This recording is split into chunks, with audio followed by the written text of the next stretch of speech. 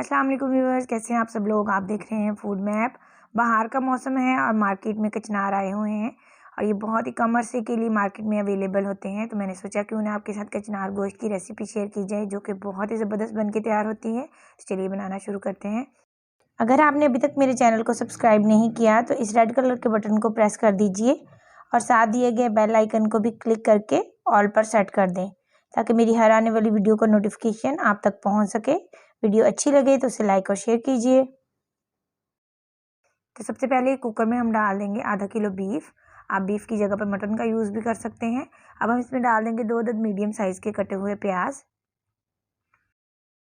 2 अदद medium size के कटे हुए टमाटर, 3 से 4 बारीक कटी हरी मिर्चें और 8-10 लहसुन के जवे। इसके बाद हम इसमें डालेंगे 1 चाय का चम्मच नमक, या फिर आप अपने टेस्ट के हिसाब से भी डाल सकते हैं। 1.5 चाय का चम्मच कुटी हुई सुरख मिर्च, या फिर आप पिसी हुई सुरख मिर्च का भी यूज़ कर सकते हैं। आधा चाय का चम्मच हम इसमें डालेंगे हल्दी और साथ ही 1 गिलास पानी का ऐड कर देंगे। अब हम फ्लेम ऑन कर देंगे और एक दफ़ा इसमें चम्मच चला देंगे। तब हम कुकर का ढक्कन बंद कर देंगे और इसको सीटी आने के बाद तकरीबन 10 से 12 मिनट के लिए स्टीम देंगे।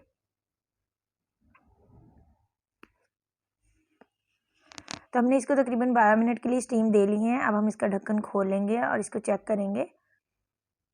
तो ये देखें, गोश्त का पानी बिल्कुल खुश्क हो चुका है। अब गोश्त भी हमारा गल चुका है। तो अब हम इसको किसी दूसरे बर्तन में निकाल लेंगे।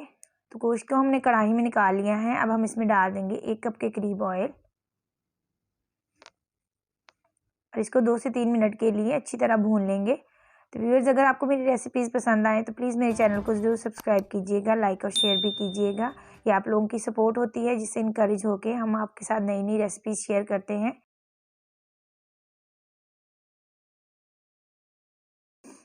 तो गोश्त को हमने 2 से 3 मिनट के लिए भून लिया है। अब हम इसमें डाल देंगे आधा कप दही। दही को अच्छे से फेंट के फिर ही इसमें ऐड कीजिएगा और अब हम इसको भी 1 से 2 मिनट के लिए भून लेंगे, ताकि दही का पानी अच्छी तरह खुश्क हो जाए।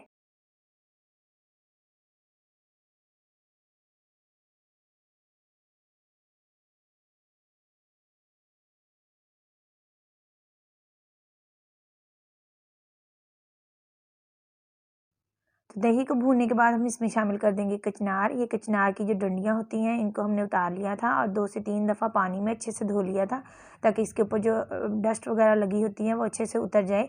ये 750 ग्राम यानी 3 पाव कचनार हैं। इनको हम इसमें डाल के अच्छे से मिक्स कर देंगे।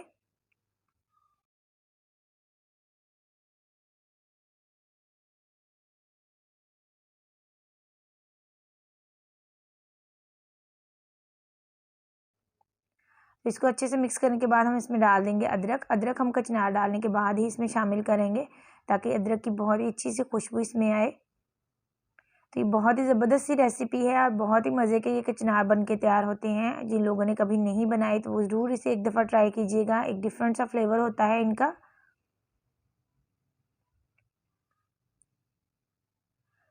तो अब हम इसको कवर करके रख देंगे हल्की आंच के ऊपर तकरीबन 15 से 20 मिनट के लिए, जब तक कि कचनार हमारे अच्छे से सॉफ्ट ना हो जाए।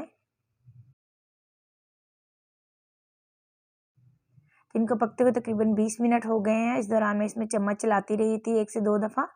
तो अब हम इसको 1 से 2 मिनट के लिए अच्छे से भून लेंगे।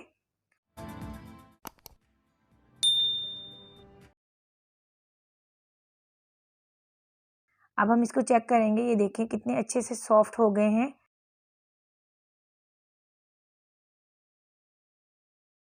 तो जब हमारे कचनार इस तरह सॉफ्ट हो जाएं तो समझिए कि वो बिल्कुल पक गए हैं। अब हम इसमें डाल देंगे 1 चाय का चम्मच सूखा धनिया, 1 चाय का चम्मच पिसा हुआ गरम मसाला और थोड़ा सा बारीक कटा हरा धनिया, और इन सारी चीज़ों को एक दफ़ा अच्छे से इसमें मिक्स कर देंगे।